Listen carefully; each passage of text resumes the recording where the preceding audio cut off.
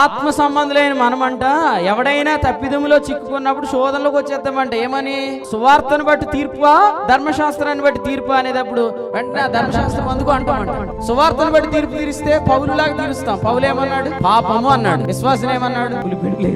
పాపము అన్నాడు. విశ్వాసం ఏమన్నాడు? కడగబడిన వాడు అన్నాడు. పరిశుద్ధపరచబడిన వారు అన్నాడు. 3 నీతిమంతుడు అన్నాడు. పాపము అన్నాడు. ఏమన్నాడు? ఆఖరి ఆత్మ మీలో నివసిస్తున్నాడు అన్నాడు. అంటే ఆయన ఏం చేయబడలేదు? శోధించబడలేదు. శోధించబడే అవకాశం ఉందా లేదా?